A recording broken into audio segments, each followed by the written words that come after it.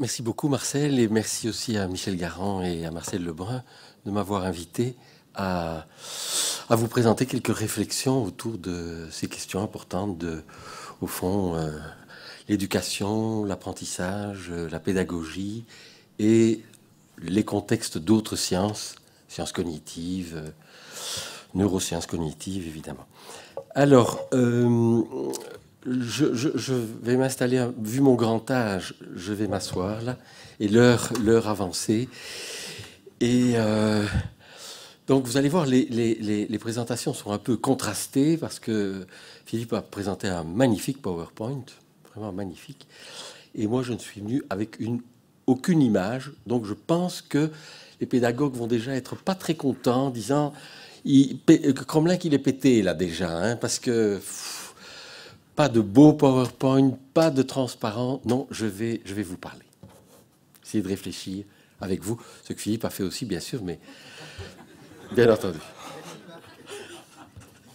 Alors, voilà. Au fond, Philippe a présenté une sorte de tour d'horizon, un survol. Il définit un périmètre ou une surface de ce que pourraient être, en effet, les interactions entre les interactions et l'articulation entre ces deux champs disciplinaires que seraient les neurosciences cognitives d'une part et la pédagogie ou l'éducation d'autre part. Faut-il parler tout de suite d'une neuropédagogie? Je ne le ferai pas, je vais aborder ça dans un instant. Vous avez vu, je pense, et vous avez probablement apprécié la belle présentation de Philippe qui montre l'extraordinaire extension de ce champ. Et ça n'est pas étonnant, au fond c'est évident. L'apprenant, qu'il soit enfant ou adulte, est une totalité.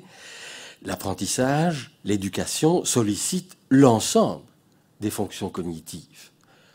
Aussi bien l'encodage de l'information, la perception, l'intention, l'action, la mémoire, l'attention sélective. Dieu sait si les pédagogues, et nous savons tous, nous qui avons donné des cours, combien le filtre attentionnel est essentiel. Hein? Quand vous voyez tout à coup, après un certain temps, les étudiants qui manifestement sont plus dans l'auditoire, ils sont ailleurs, ils font plus attention. Vous dites, oula, comment je vais faire maintenant pour récupérer la focalisation de l'attention sur ce que je dis, hein? L'attention, c'est un filtre entre les entrées et les sorties, continuellement. Les fonctions émotionnelles, affectives, sociales, etc., etc. L'émotion, la motivation, tout ça joue un rôle important. Au fond, ce qu'on gagne en extension, on le perd évidemment en précision. Hein? Vous avez apprécié l'extension, et je crois que c'était très important de voir qu'au fond, quand on est un enseignant, c'est tout ça qu'on met en œuvre, on stimule toutes ces fonctions-là. Au fond, on ne peut faire l'économie d'aucune, et encore, on n'a pas parlé de la conscience. Hein? La conscience, c'est encore un niveau d'intégration supérieur, au fond, à toutes ces fonctions cognitives. Je dis donc qu'on gagne en extension, certainement, mais on perd en précision. D'où, je pense, la complémentarité de nos deux approches, puisque, pour ma part, je vais essayer d'approfondir, en quelques minutes, bien imparfaitement certainement, mais deux domaines paradigmatiques, et qui ont fait probablement l'objet des études les plus approfondies, où l'articulation entre neurosciences, sciences cognitives, neurosciences cognitives et pédagogie aurait été peut-être poussée le plus loin. Qu'est-ce que je vous dirais comme, pour parler en bon français, take-home message? Hein, on dit quand on fait une bonne conférence, il faut au moins qu'il y ait un message. Tout le monde repart avec un message chez lui. On a tout oublié, hein, mais on part avec un message. Aussi bien pour ce que Philippe présente que pour ce que je vais essayer de présenter, c'est, en un mot, attention, complexité. Complexité dans l'extension, vous l'avez vu, hein, quand on ouvre au maximum le champ, on voit qu'au fond, c'est le tout de la subjectivité, avec le soi, etc., etc., la distinction entre le soi et l'autre. Comment voulez-vous être un bon enseignant si vous n'avez pas de l'empathie et si vous ne pouvez pas vous porter vers l'autre, etc., ressentir ce qu'il sent. Bon, quand on ouvre au maximum le champ, mais aussi quand on l'approfondit, Et quand on ne prend que deux petits domaines, deux tout petits domaines, le calcul et la lecture. Pourquoi j'ai dit attention? Ben parce que, attention à ce qu'on ne développe pas trop vite des recettes simples, qui aujourd'hui, je le sais parce que j'ai regardé sur Google neuropédagogie, neuropédagogie, c'est des milliers d'items aujourd'hui. Et quand vous balayez un tout petit peu les items, vous voyez des choses invraisemblables. Par exemple, j'ai vu, abonnez-vous pour autant d'euros, hein, et stimulez votre limbique droit. Centre du plaisir, là. Hein. Stimulez votre limbique droit. Donc vous avez un gadget, marchandisation, hein, abonnez-vous et vous allez voir, votre limbique droit va marcher super. Qu'est-ce que ça veut dire de stimuler son limbique droit, mon Dieu? Stimuler votre cortex gauche. Marie-Pascale Noël vient de me dire ici qu'il y avait même, vous savez qu'il y a des techniques maintenant où on peut, très très sérieuses et très fortes, où on fait de la stimulation magnétique transcrânienne. On peut, chez les étudiants en médecine, chez nous, il y avait un TP où, par un choc magnétique, sans devoir faire du tout de trépanation, vous pouvez atteindre les zones corticales qui sont juste en dessous de l'électrode avec lequel vous faites un choc magnétique. Et donc ce choc magnétique provoque une modification du traitement de l'information au niveau de la carte. Et donc on vend aujourd'hui, me dit Marie-Pascale, on vend aujourd'hui un stimulateur où on dit « Ah, vous n'êtes pas très bon en calcul, achetez mon électrode et stimulez-vous pendant que vous dormez. Après 4 jours, vous allez devenir excellent en calcul. » Vous voyez le genre. Donc, attention à ce qu'on ne tombe pas trop vite dans ce que j'ai tendance à appeler la nébuleuse neuro. Parce que vous savez qu'on a accolé neuro à toute une série aujourd'hui de disciplines. Ça a commencé par la neurophilosophie, extrêmement sérieux, par le couple des Churchland, peu importe. On parle de neuroéconomie, on parle de neuroéthologie, neuroinformatique, neuropsychanalyse. Il y a un que sais-je qui est sorti il n'y a pas longtemps sur la neuropsychanalyse. Il y a des bouquins comme ceux d'Ansermet, Magistretti, etc., qui essaient de montrer qu'au fond, les intuitions de Freud et même celles de Lacan peuvent être réunies dans une synthèse de type neuropsychanalytique. J'ai peur de cette nébuleuse-là. Surtout quand cette nébuleuse-là n'est pas accompagnée d'une réflexion épistémologique rigoureuse. Je ne dis pas que la réflexion épistémologique doit désamorcer l'intérêt, voire désamorcer l'action, hein, mais elle doit être rigoureuse, cette réflexion épistémologique, parce qu'elle est couplée avec une éthique. Et j'aurais peur, si vous voulez, qu'une sorte de marchandisation de toutes ces connaissances et qui font l'économie de la complexité. Et donc, voilà.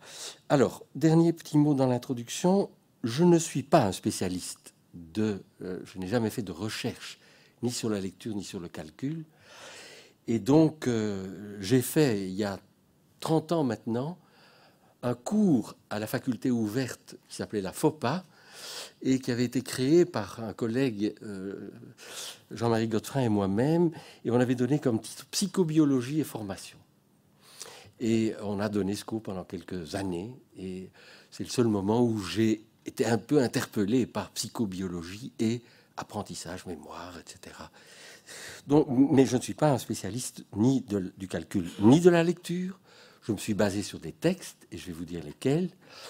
Un petit livre de Stanislas Dehaene, il a écrit des gros livres, mais il y a un petit livre qui est sa leçon inaugurale au Collège de France, puisqu'il est professeur au Collège de France, vers une science de la vie mentale.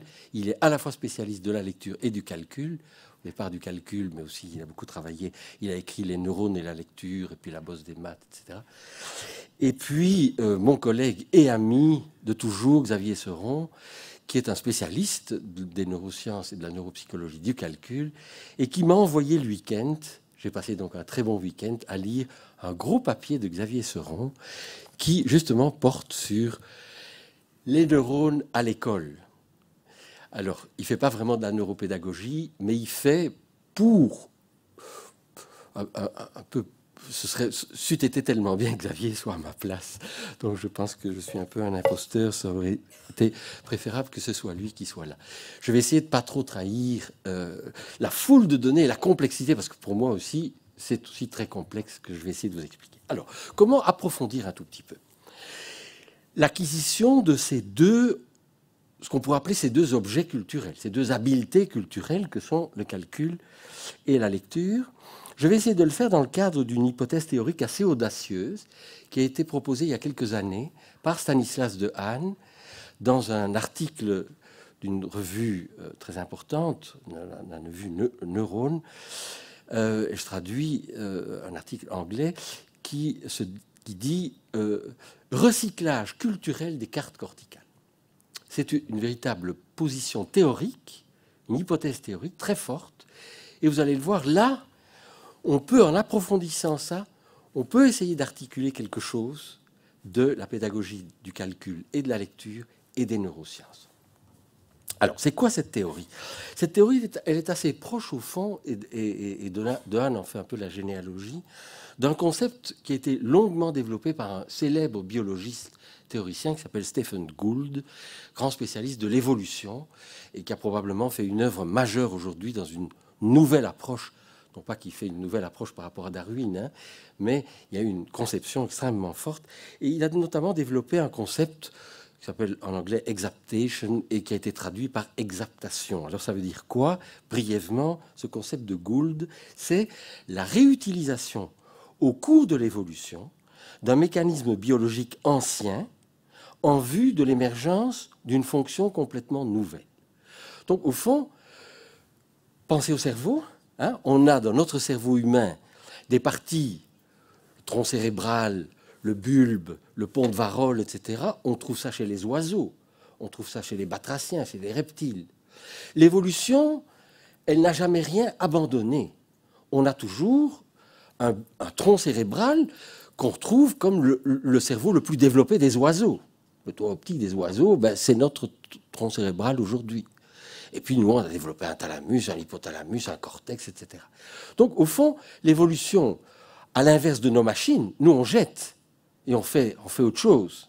Hein, les vieux enregistreurs à bande, on jette, on a autre chose maintenant, etc. Au fond, l'évolution ne marche pas du tout comme ça. Elle recycle. Et Stephen Gould a montré cela dans le temps évolutif, avec la constante de temps très longue de l'évolution des espèces.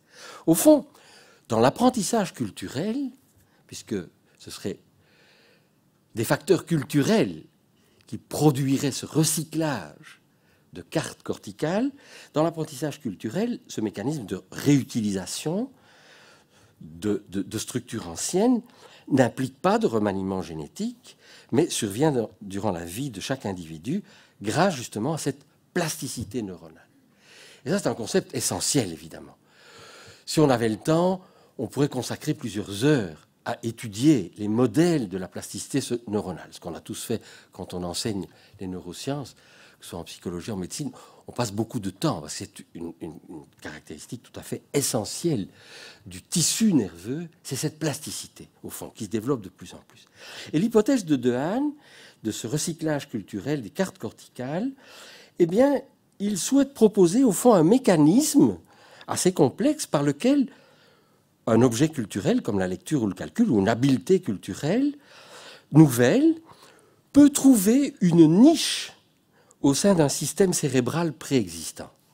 Vous allez dire, mais pourquoi ça? Je vais vous l'expliquer. Donc, autrement dit, reprenons autrement les choses. Les acquisitions culturelles, lecture et calcul, trouveraient des niches neurales, c'est-à-dire mobiliseraient un ensemble de circuits ou de modules qui sont fonctionnellement suffisamment proches de la nouvelle acquisition et sont suffisamment plastiques pour pouvoir réorienter une partie significative de leurs ressources vers ce nouvel usage. Donc vous avez un module qui, pour être recyclé, doit avoir une certaine proximité avec la fonction nouvelle, puisqu'il va devoir l'implémenter dans le module ancien, mais le module ancien doit être suffisamment plastique pour permettre ce recyclage. OK. Ce qui est intéressant, et tout de suite on va voir l'intérêt pour la pédagogie, et c'est une des déductions que De Haan fait de sa théorie, puisque les territoires corticaux liés aux fonctions anciennes, ces modules anciens, avec des fonctions anciennes, sont investis par des objets culturels nouveaux, leur organisation ancienne et leur fonctionnement n'est pas totalement effacé. N'est pas totalement effacé.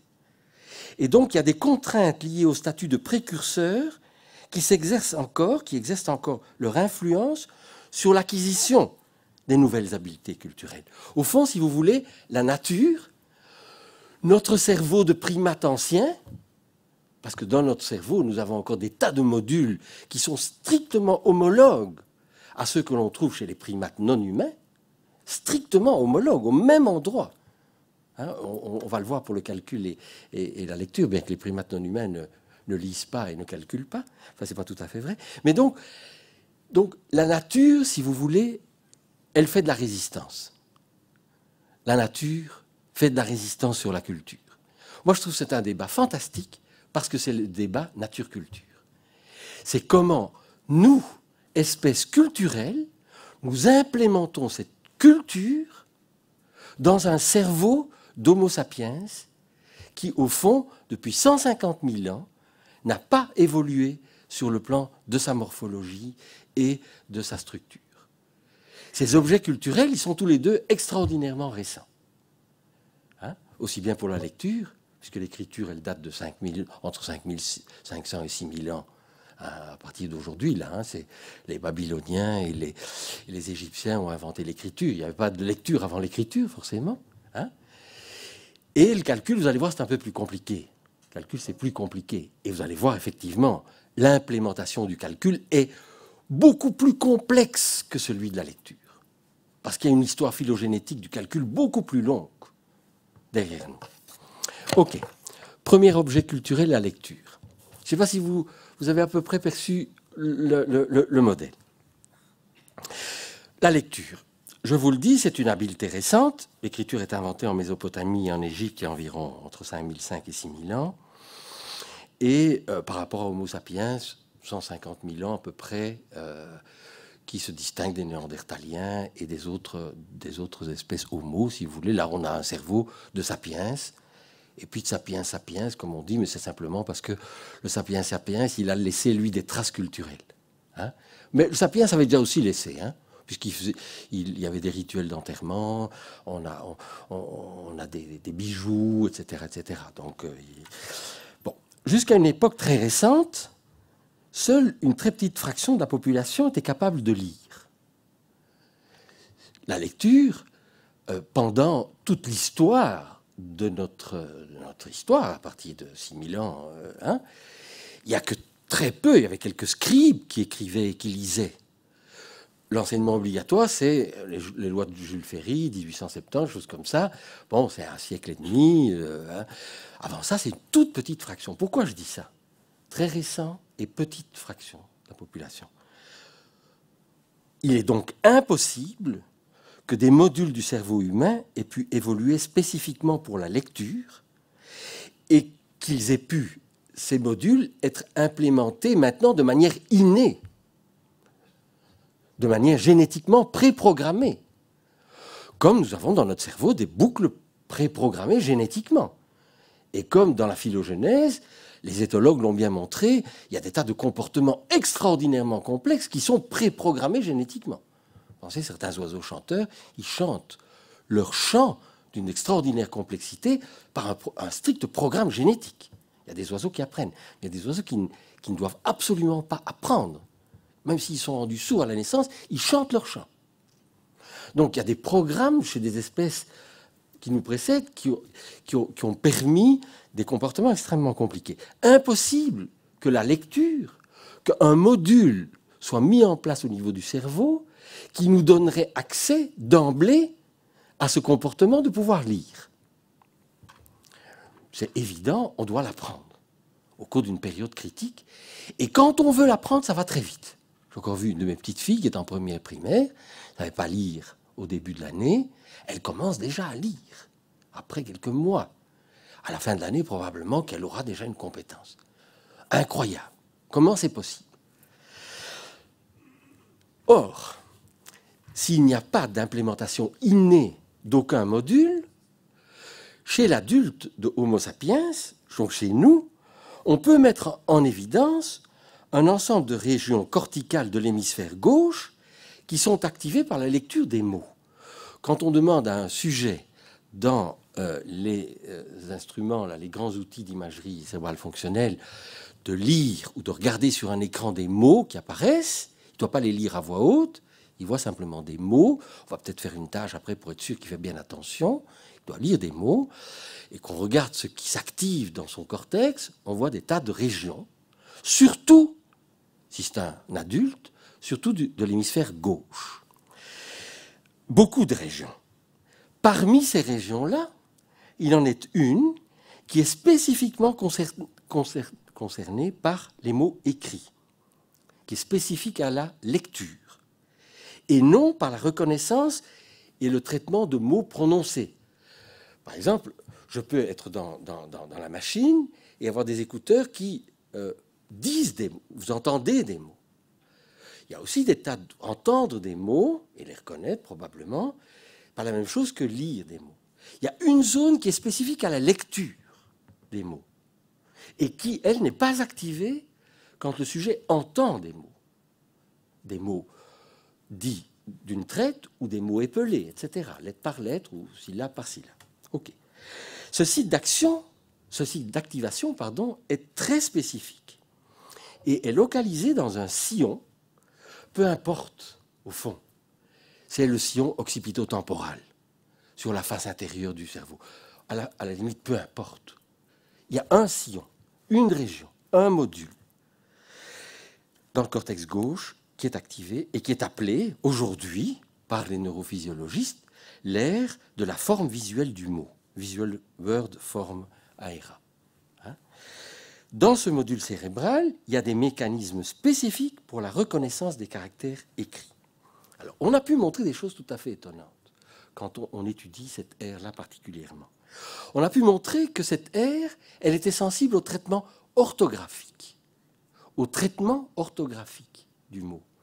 Par exemple, on a une activation très forte pour des mots réels de votre lexique ou des pseudomots, c'est-à-dire des mots que vous pouvez prononcer, qui ont été faits avec des voyelles et des consonnes. Vous pouvez les prononcer, mais ils ne sont pas dans votre lexique. Par exemple, zonmé. Zonmé, voilà, un pseudo-mot, il n'est pas dans votre lexique, sauf si vous parlez en verlan, vous direz maison. Mais enfin, voilà. Donc, on peut faire des pseudo-mots. Mais on peut faire des non-mots, c'est-à-dire des mots qui sont imprononçables. Par exemple, des suites de consonnes. Ou on peut faire des faux caractères, c'est-à-dire prendre tous les éléments des caractères d'une police quelconque, mais on les dissocie, on les met en scramble, si vous voulez, et puis on va les présenter. Donc vous avez des faux caractères, des non-mots, des pseudo-mots et des mots de votre lexique. L'activation de l'aire, elle n'est absolument pas présente pour des faux caractères, elle n'est pas présente pour des non-mots, elle est présente en activation relativement faible pour des pseudo-mots, des mots qui ne font pas partie de votre lexique, et elle est maximale pour des mots qui sont écrits correctement, qui respectent donc la constitution du lexique et des phonèmes, si vous voulez. Il y a des choses tout à fait étonnantes. Il y a un tuning en fonction de la fréquence d'association et des combinaisons de lettres. Vous savez que dans une langue, on a des associations plus fréquentes de groupes de trigrammes ou de bigrammes, etc. On a pu faire des calculs sur la psycholinguistique, on a fait des calculs d'occurrence, si vous voulez. Eh bien, on a pu montrer que la courbe d'activation est proportionnelle à la fréquence avec laquelle, dans la langue du locuteur, les mots sont présentés. On a pu en plus montrer que cette région-là, elle est sensible, non, elle a un caractère abstrait. Elle n'est absolument pas sensible à la grandeur des mots, ni au fait à la forme, On peut présenter le mot en majuscule, en minuscule, en italique, etc. Ça ne va rien changer. C'est le mot en tant que tel. C'est le signifié, ou je ne sais pas, enfin, je ne sais pas exactement, mais en tout cas, il y a une invariance perceptive là qui est présente. Le rôle de cette région cérébrale est tout à fait étonnant, puisqu'on a montré, on le sait depuis Desgérines, mais ça a été remontré maintenant de manière très précise, c'est que c'est des lésions précises de cette région-là qui produisent de l'alexie. Chez un sujet lisant normalement, une lésion vasculaire ou une lésion chirurgicale, on a fait des lésions chirurgicales plus précises, parfois de cette aire-là, dans le cas d'épilepsie, etc., peu importe, entraîne une alexie pure, comme on dit. C'est-à-dire une incapacité pour le sujet de lire des mots, même pourtant extrêmement simples. Voilà. Alors, ce qui est intéressant, c'est l'étude développementale qui a été faite. On montre des augmentations progressives de réponses de cette aire-là, et qui sont corrélées avec des augmentations dans la performance de lecture. Et ça est intéressant parce que on a montré que ces augmentations-là, elles sont concomitantes d'une diminution d'activation qui, chez le tout premier apprenant, quand on fait ça avant le début, si vous voulez, d'apprentissage de la lecture, et qu'on commence, il y a des activations bilatérales du cortex droit et du cortex gauche. Et donc, au fur et à mesure que l'enfant apprend, les activations du cortex droit diminuent. Il faut des études longitudinales pour faire ça, qui sont assez longues. Il n'y en a pas beaucoup encore aujourd'hui, mais il y en a. Pour voir que quand l'enfant est devenu compétent en lecture, c'est uniquement cette région-là du cortex gauche qui est active. Et dernier élément intéressant, c'est que on a pu démontrer que les dyslexiques congénitaux ont une répartition des zones actives pour la lecture qui est bilatérale, cortex droit et cortex gauche, avec plus du tout cette activation particulière de cette région du sillon, je vous ai dit, occipito-temporel. Et donc, qu'est-ce qui est intéressant maintenant avec mon recyclage de cartes? C'est qu'il a été montré que cette région-là, du sillon occipito-temporal, il fait partie du cortex visuel. Quand on regarde cette région-là, comment elle est située dans l'ensemble des cartes corticales chez le primate non humain, on retrouve cette région. Il y a un sillon occipito-temporal chez le singe, et chez le singe, les neurones de cette région-là répondent pour des objets et pour des visages. Chez des personnes illettrées qui ne lisent pas, quand on scanne leur cerveau, cette région-là répond à des stimuli visuels de type visage. Et donc on peut penser que c'est une... Vous avez compris la réutilisation, le recyclage. Il y a là, dans tous les cerveaux des animaux sociaux, et particulièrement chez les primates non humains et chez les primates humains, un réseau extrêmement complexe qui nous rend capables de reconnaître des visages, de les mémoriser, de les reconnaître, etc. Il y a au moins une dizaine, c'est un réseau très complexe. Eh bien, chez nous, il y a un petit module de ce réseau-là qui, au départ, avait été implémenté pour travailler sur du visuel et qui est recyclé par quoi? Par une proximité, par on ne sait pas très bien quoi. Pourquoi? Parce que d'un individu à l'autre, c'est toujours la même région, hein, il n'y a pas une variabilité. Donc il y a là probablement une prédisposition génétique à ce que ce module-là permette la prédisposition à apprendre aussi vite qu'un enfant de 6 ans peut le faire, la lecture. Il y a une prédisposition génétique à ce que ce module soit recyclé d'une programmation visuelle vers quelque chose qui sera des mots.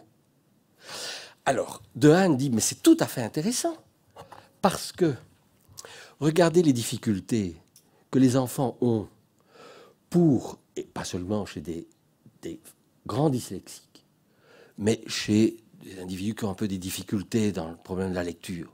J'étais de ceux-là.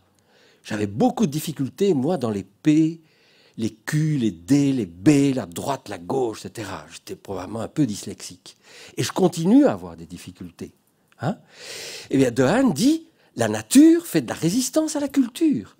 Parce que dans le domaine visuel, la symétrie en miroir, pour la reconnaissance d'un objet, n'est pas importante. C'est pas important. Si vous mettez un petit objet, par exemple, je fais une petite caricature d'un vélo, je vous le montre, puis je vous le montre en miroir, 180 degrés, c'est toujours le vélo. Hein. Si je vous montre une photo d'un visage, et puis je vous dis, je vais vous montrer la même, mais je l'ai pris en miroir, je l'ai inversé de 180 degrés, vous n'allez pas voir la différence. C'est pas crucial, c'est pas relevant. C'est pas forcément très relevant pour le travail sur des objets. Hein, mais ça devient très relevant quand il s'agit de lire. Parce que là, la symétrie est importante. Et donc là, on a tout à coup quelque chose d'intéressant à articuler. C'est une hypothèse théorique qui est argumentée par une approche très précise. Et puis tout à coup, quelque chose qui dit, mais vous savez, la pédagogie, là, elle montre bien que peut-être que tout ça naît d'un système visuel extrêmement compliqué, etc. OK. Je vais beaucoup trop lentement, j'aurais voulu vous parler un tout petit peu du calcul. Je sais pas, vous me faites signe quand je dois vraiment arrêter. Hein. Le calcul, c'est beaucoup plus compliqué. Pourquoi? Parce que on pensait, on a toujours dit que les représentations symboliques des nombres et les manipulations mentales de ces symboles sont bien sûr spécifiquement liées à l'espèce humaine. Mais on a pu aujourd'hui démontrer en laboratoire et dans la nature que beaucoup d'espèces animales ont un sens de la numérosité, un sens de la quantité. Les expériences ont montré que les animaux comptent. C'est pas seulement le cheval, là, hein, il y avait un vieux mythe, là. Mais aujourd'hui, on sait que des animaux ont des estimations approximatives et même parfois précises des grandeurs. Et ça se retrouve chez des rongeurs, des oiseaux, les dauphins, etc. Et voilà. Donc, on a une phylogénèse de l'approximation du nombre, ce qu'on n'a pas pour la lecture. Donc ça veut dire que dans les cerveaux qui nous ont précédés, il y a déjà des modules qui étaient sensibles aux grandeurs, à la numérosité, au nombre. Hein? OK. Et que, en plus, je vous montre, enfin je vais vous le dire tout de suite, chez le singe, l'enregistrement cellulaire qui est fait chez les grands singes, où là on enregistre des cellules individuelles dans des régions qui vont nous intéresser tout de suite, hein, on sait qu'il y a des neurones qui codent pour un nombre particulier. Si dans le champ récepteur de la cellule, vous mettez 3 objets, la cellule va décharger un maximum. Si vous mettez 2 moins, si vous mettez 4 moins, 5 moins, etc. Et la quantité de décharge du potentiel d'action va être fonction de la distance avec le nombre pour lequel la cellule code. Donc chez des singes, il y a des cellules qui codent pour des nombres précis. Et pas seulement, à la limite, ça veut dire, est-ce qu'ils peuvent passer à une numérosité? Est-ce que c'est purement du subitizing? Est-ce que, je ne sais plus, je n'ai pas vraiment relu tout ça. Mais donc, dans des espèces très proches des nôtres, il y a probablement une sensibilité très grande. Donc c'est beaucoup plus compliqué que pour la lecture, parce que c'est déjà implémenté. Et puis, chez l'enfant, on sait, bien après Piaget, vous vous rappelez le travail de Piaget, la genèse du nombre chez l'enfant, c'est les années 40, je ne sais plus, 45. Piaget croyait qu'il y avait là une hiérarchie, etc. Et la psychologie du développement contemporaine montre qu'un nourrisson en quelques mois, quelques semaines, a un sens du nombre. Spelk a montré, par exemple, que des enfants étaient très tôt capables d'internaliser des opérations arithmétiques simples. Marie-Pascale connaît ça très très bien, hein, par des techniques très complexes que je ne vais pas vous expliquer, à la fois très simples mais très très subtiles. On a pu montrer qu'un enfant de quelques jours, quelques semaines, quand il voit 5 objets et qu'on met un écran, 5 objets, et puis qu'on fait rentrer derrière l'écran 5 autres objets, et qu'on lève l'écran, il s'attend à voir plus que 5 objets. Il s'attend, il ne va pas compter qu'il y en a 10, hein, il n'y a pas le nombre 10. Mais si, après avoir rentré les 5 objets en plus des 5 qui étaient déjà là, quand vous levez l'écran, il n'en voit que 5, on sait qu'il s'interroge. Donc on sait que des nourrissons, et il y a là des compétences, il faut lire le livre de Dupuy et Meller, Naître humain, c'est absolument magnifique, magnifique. C'est un peu à la portée de tout le monde. Enfin, je veux dire, du grand public, il ne faut pas avoir fait de longues recherches en neuro, en sciences du développement. C'est magnifique pour montrer ses compétences, au fond, dans toute une série de domaines qui sont tellement précoces. Donc, un nourrisson, au fond, il a le sens de la numérosité. Est-ce qu'il y a un réseau de neurones pour les nombres? Oui, il y a un réseau. Mais un réseau très compliqué. Un réseau avec beaucoup d'aires. Des aires préfrontales, des aires singulaires, parce que pour faire du calcul et du nombre, il faut de l'attention, etc., etc. Il y a beaucoup de facteurs qui jouent dans ces opérations et ce sens de la grandeur. Mais il y a une structure, un peu comme pour la lecture, il y a une structure qui ressort toujours et qui est le sillon intrapariétal. Dans le cortex pariétal, vous voyez là-bas le cortex pariétal, hein, c'est l'énorme cortex pariétal chez l'homme, il y a un sillon très profond. Et les berges de ce sillon, profondeur, sont eux-mêmes constitués par une dizaine de petits modules. C'est un véritable petit cerveau, ce sillon intrapariétal, avec des aires qui sont dédicacées à l'estimation des nombres, de la numérosité, des grandeurs, mais aussi à des tas d'autres choses. Quelle complexité! Quelle complexité! La même région est occupée à faire quoi? Elle code pour des mouvements de pointage de la main. Chez le singe aussi, parce que ce sillon intrapariétal, il existe exactement chez le singe. C'est là qu'on trouve d'ailleurs ces fameux neurones qui codent pour 3, pour 4, pour 5, avec une spécificité par nombre. C'est dans ce sillon intrapariétal chez le singe. Qui code pour le pointage, pour la localisation d'un objet dans l'espace. La localisation d'un objet dans l'espace. Vous avez dit, c'est normal. Si je veux compter un calcul précis, il faut que j'identifie les éléments. Si je veux compter 5 éléments d'un ensemble, il faut que je puisse identifier élément par élément. Donc il faut bien que des éléments soient identifiables visuellement parlant. Et donc qu'une cellule dise dans son champ récepteur, il y a bien un élément. Un élément qui va faire partie d'un ensemble éventuellement. Les mouvements des yeux, l'attention, des calculs extrêmement compliqués, qui sont passionnants à décrire. Il y a des cellules qui font des sommes vectorielles, qui additionnent des vecteurs. Sur ces modules, entre un vecteur de position de l'œil dans l'orbite, j'ai beaucoup travaillé ça parce que c'était mon sujet de thèse de doctorat, une autre entrée, un vecteur de position de la tête sur le tronc, des cellules font la somme de ces vecteurs de position pour pouvoir dire où se trouve un objet dans l'espace qui n'est pas celui ni de la rétine ni de la tête. L'objet dans l'espace que je dois pouvoir atteindre, il est dans l'espace extéroceptif, quelle que soit ma position de ma tête, de mes yeux. Il y a des cellules qui font ces calculs vectoriels. Et donc De Haan dit, au fond, c'est extraordinaire parce qu'on a un équipement chez le singe, dans ce sillon intrapariétal, où on a de tout pour faire de l'espace, pour faire de la localisation, pour faire de la manipulation, pour faire de la préhension. Figurez-vous qu'il y a des cellules là qui vont aller dire au cortex moteur comment il faut faire pour prendre un objet de petite taille ou pour prendre un objet de grande taille, parce que je dois estimer la dimension, l'ouverture de la pince manuelle qui est estimée avant que je ne touche l'objet. C'est dans l'intention de mouvement, c'est dans tout ce sillon intrapariétal que tout ça se joue. Et c'est là que se joue le calcul. C'est là que ça se joue. Donc imaginez-vous la complexité. C'est de tout. Alors vous allez dire, et est-ce qu'il y a moyen de faire des choses avec la pédagogie? Oui, sûrement. Sûrement. C'est qu'on a montré que les dyscalculiques ont un hypofonctionnement de ce cortex pariétal. Le dyscalculique a, quand il passe dans l'IRM, on voit un hypométabolisme, un hypofonctionnement de ces régions. Est-ce que ça veut dire que c'est une destinée? Qu'est-ce qui est la cause, qu'est-ce qui est l'effet? C'est toujours compliqué aussi à dire, hein, mais il y a des arguments pour penser que c'est cette hypofonction pariétale qui est la cause de la dyscalculie, Comment est-ce qu'on peut maintenant...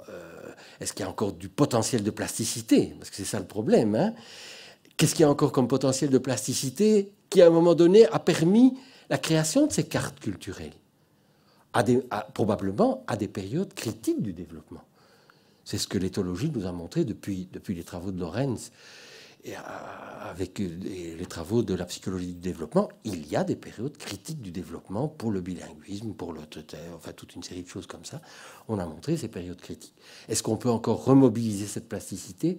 Quel est le potentiel de plasticité qui est encore là? La neuropsychologie cognitive, avec des approches comportementales, empiriques, très rigoureuses, doit nous aider. Et je pense que quelqu'un comme Marie Pascal, notamment, qui a développé toute cette clinique,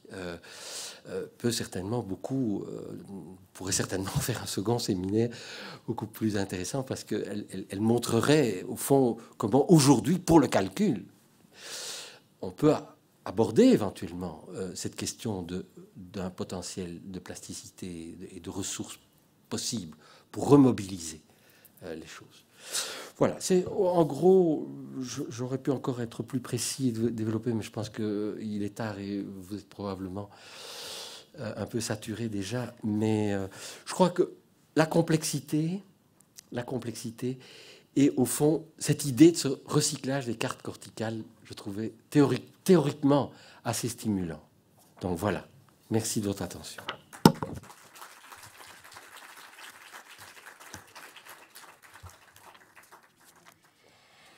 Merci beaucoup pour cet exposé passionnant. Et en plus, je crois que vous nous avez donné des idées peut-être pour une suite. Donc, c'est très bien. On verra ce que notre public ici souhaite. Des questions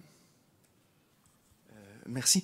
Je refais un retour au titre de l'exposé, neurosciences et pédagogie active ou quelque chose comme ça. Et donc, je veux savoir, nous, en tant qu'enseignants, qu'est-ce qu'on peut tirer de tout ça? En quoi est-ce que on peut faire quelque chose pour améliorer l'apprentissage? Moi, je pense qu'il fallait que nous montrions de manière honnête, je pense, la complexité en extension et en profondeur. Et dire, on est confronté avec ça, on est confronté avec ça. Alors, c'est un peu comme en médecine, si vous voulez. Moi, j'ai l'impression que c'est un peu comme en médecine. Il y a une science médicale, parfois, qui n'arrête pas de montrer combien c'est compliqué. Même la cellule, on ne sait toujours pas comment elle fonctionne. La génétique moléculaire, vous devriez voir maintenant, c'est impossible à comprendre comment tout ça fonctionne. Le médecin dit, mais et alors quoi, moi, maintenant? Je fais quoi? Quels sont le transfert possible du bench vers le lit et du lit vers le bench, comme on dit, hein, donc du laboratoire vers le lit d'hôpital, etc. Je crois que c'est exactement là où on en est avec la pédagogie, c'est qu'il y a un certain nombre de neuroscientifiques qui, aujourd'hui, vont vers l'élucidation en profondeur de choses comme l'apprentissage du calcul, l'apprentissage de la lecture, l'apprentissage de la musique. Il y a un développement fantastique aujourd'hui sur neurosciences et musique. Là aussi, on est dans une complexité énorme. Hein. Neurosciences et reconnaissance des visages, hein, etc., etc. Toutes sortes de thématiques comme ça qui se développent de manière extraordinaire. Plasticité des cartes corticales. Hein. On aurait pu faire aussi tout un cours beaucoup plus approfondi sur la plasticité de ces cartes corticales. On peut montrer que quand on apprend, hein, les violonistes, tout le monde sait ça, hein, les 5 doigts, les 4 doigts de la main gauche des violonistes qui ont une habileté extraordinaire, ils ont une représentation corticale bien plus importante que les 4 mêmes doigts oui, c'est ça, la main gauche et la main droite. Vous voyez, je suis de nouveau pris par ma dyslexie, moi. Donc, c'est bien ça, l'archet, donc la main droite, et ça, c'est le... Voilà, OK. Et donc, il y a une plasticité. Alors, voilà, par exemple, montrer qu'il y a des périodes critiques. Hein, montrer qu'il y a des périodes critiques, et qu'au-delà de la période critique, la modification de la carte corticale, elle ne se fait plus de la même manière. On a montré ça chez les violonistes. Les violonistes qui ont appris le violon à partir de l'âge de 4 ans et qui sont devenus des grands interprètes. Et on a comparé avec des IRM des grands interprètes, mais qui ont commencé le violon parfois tard. Des gens qui ont commencé le violon à 9 ans, et qui sont tout autant des bons violonistes. Eh bien, la modification de la carte corticale, de leur carte corticale, notamment pour les 4 doigts de la main gauche, n'est pas la même que pour ceux qui ont commencé tôt. Est-ce que ça veut dire qu'ils jouent moins bien? Pas nécessairement. Ça décourage évidemment le pédagogue en disant « Oh, flûte alors !» Celui-là qui a commencé à 4 ans, qui a un cortex un peu mieux programmé, il ne joue pas mieux que celui qui a commencé à 9 ans. Donc voilà, je ne réponds pas à votre question, mais je ne sais que dire. Encore une question? Oui, oui. On s'est demandé avec Olivier ici à côté. On dit souvent que la jeunesse c'est une période idéale pour s'ouvrir à l'autre. Est-ce que c'est bien la jeunesse une période critique, par exemple, pour développer certaines fonctions cognitives qui vont favoriser, par exemple, la pensée critique? Ou pas? C'est-à-dire que je peux répondre avec du bon sens. Mais je ne crois pas qu'il y ait... Enfin, je ne connais pas la littérature là-dessus. Peut-être qu'il y a une littérature... Mais est-ce que la pensée critique se développe... comment se développe-t-elle? Moi, j'aurais tendance à dire au plus vite, au mieux. Mais attention, une pensée critique, une pensée transgressive qui ne parvient pas à reconstituer les éléments de la transgression, pensée iconoclaste qui dit on va donner des grands coups de pied dans tout ce que... Parce qu'on va critiquer. Hein. Par quelle créativité allez-vous reconfigurer les éléments critiqués, hein? Donc, je veux dire, il y a une pédagogie de la pensée critique, probablement, qui n'est pas formalisée, mais qui est tellement importante. Et Dieu sait si nous, enseignants universitaires, à la fois on aime bien que les étudiants aient une pensée critique, mais quand on leur pose une question à l'examen, on aime bien qu'ils répondent à la question. Hein? Et non pas qu'ils disent « Oui, mais je vais vous parler un peu d'autre chose maintenant. » On dit « Non, non, non, non, c'est la question et c'est comme ça. » Donc, voilà. Mais moi, je pense vraiment qu'il y a des moments, j'ai vu ça, mais de manière tout à fait empirique, avec l'éducation que j'ai donnée à mes enfants et mes petits-enfants. Je vois combien, à certains moments, il suffit de peu pour que... Il suffit d'un entourage, je pense à la musique parce que je fais beaucoup de musique, il suffit d'avoir pris son petit-fils, sa petite-fille à côté de soi au piano et tout à coup, ah, c'est quoi ça? C'est quoi ce truc? Et puis c'est formidable.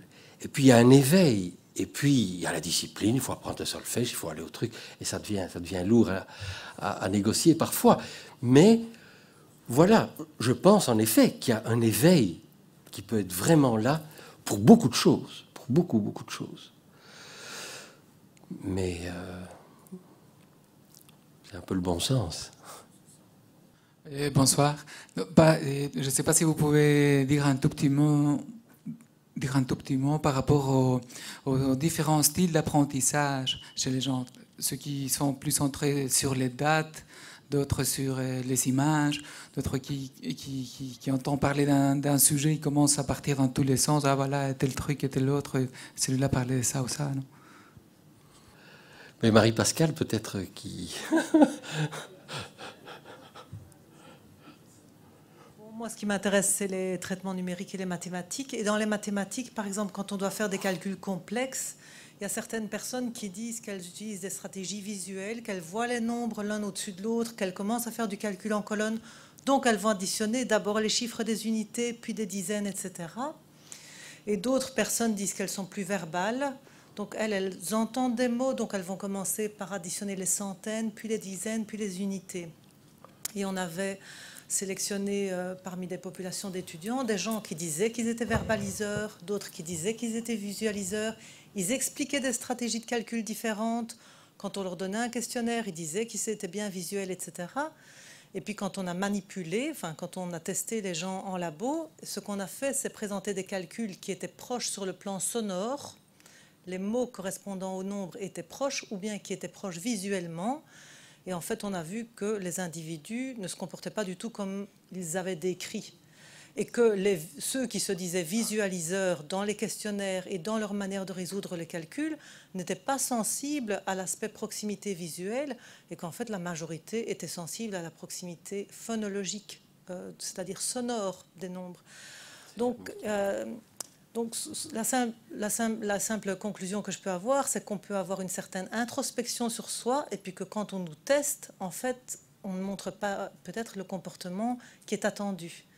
Alors c'est la seule étude que j'ai faite sur le sujet, autant dire que je n'ai pas publié cet aspect différentiel et que j'ai publié ça comme étant un seul groupe de sujets, parce que mes 2 groupes de sujets, je n'ai pas pu les distinguer. Voilà, je voulais revenir sur l'enfant dyslexique et sur cette idée que je trouve très intéressante. Il y aurait donc la nature qui s'oppose, qui fait de la résistance à la culture. Est-ce qu'on peut expliquer pourquoi chez certains enfants, la nature décide un jour de faire opposition à la culture? Est-ce qu'il y a des prédispositions, des signes qui permettent de dire chez cet individu, il va y avoir un souci au niveau du renouvellement, c'est ça que vous expliquez, du renouvellement de la carte corticale, etc. Est-ce qu'il y a des prédispositions qui sont identifiables ou pas? Je crois que vous répondez en voyant les différences interindividuelles, vous voyez par le comportement qu'il y a des différences. Maintenant, comment relier cela? Pourquoi chez certains, il y a une rémanence plus importante de l'ancienne carte ou de l'ancien mode de fonctionnement, alors que d'autres ont plus vite recyclé, ont plus vite mis sous contrôle ou effacé, au fond, les choses, ont plus de plasticité? Probablement qu'il y a des dysfonctionnements. C'est sûr que moi, personnellement, en étant dyslexique, je ressens ça vraiment comme un trouble. J'ai difficile à organiser mon espace et j'ai dû faire beaucoup d'efforts pour essayer de dépasser ça. Donc, c'est un mini trouble au moment de la programmation ou de la capacité à ce que ce module-là, qui est génétiquement préprogrammé à pouvoir bouger, il a été génétiquement préprogrammé à être plus plastique que les autres, puisque c'est ce module-là qu'on trouve chez chacun. On pourrait imaginer que si tout était équipotentiellement plastique, on aurait alors des zones qui iraient un peu n'importe où. Or, il y a une constance très claire au niveau neuroanatomique. Donc, ça veut dire qu'il y a là une marque d'une prédisposition génétiquement préprogrammée à apprendre la lecture grâce à la réutilisation de ce module-là. Est-ce que cette prédisposition-là, il y a une interférence au moment de la mise en place in utero de la carte?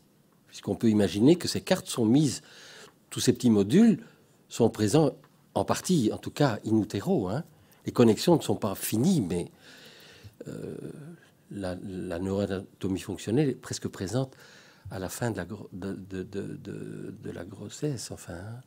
Je me demandais si, quand on apprend à lire une autre langue, en particulier une langue où le système d'écriture n'est pas du tout le même que le nôtre, donc il n'y a pas des B, des P, des D, des Q, le chinois, le japonais, est-ce que c'est la même zone du cerveau qui est mobilisée pour d'autres langues, ou bien de droite à gauche plutôt que de gauche à droite?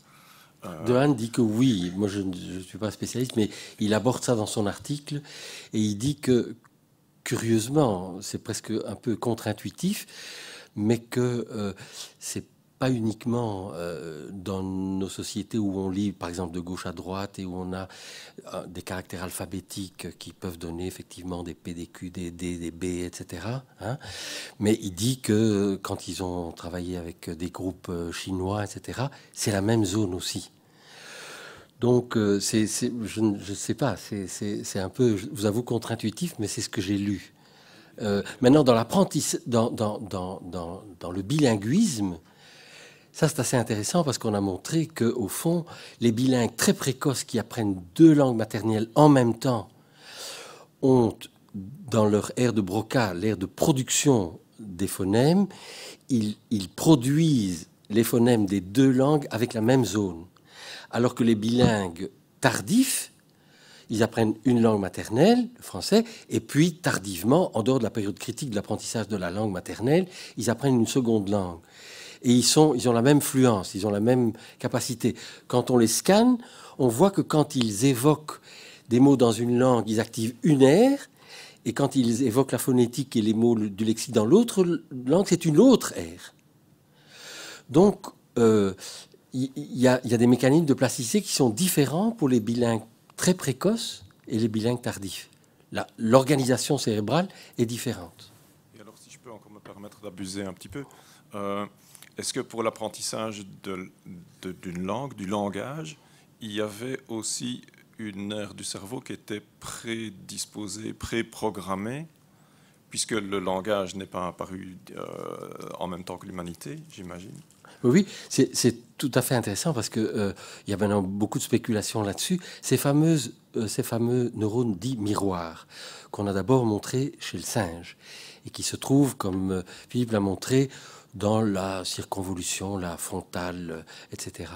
Eh bien, l'aire de Broca, chez l'homme, a mobilisé cette aire chez le singe où on a trouvé la plus grande proportion de ces neurones miroirs. Neurones miroirs, ça veut dire le neurone décharge quand le singe fait un geste particulier. Par exemple, il va prendre quelque chose devant lui. Et le même neurone décharge de la même façon quand il voit un congénère ou même l'expérimentateur faire le même geste.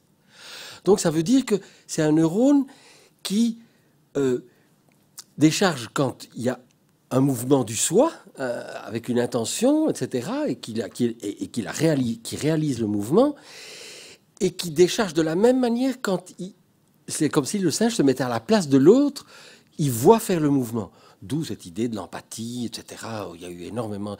Or, la zone de Broca, elle vient presque se loger à ce niveau-là, au pied de la 3e circonvolution frontale.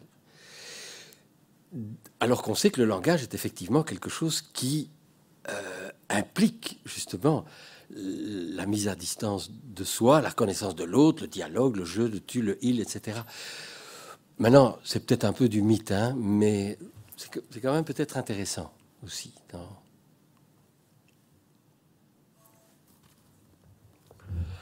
Bien, je ne vois plus de bras levés. Il reste sans doute encore beaucoup de questions et probablement des questions à laquelle la science n'a pas encore répondu.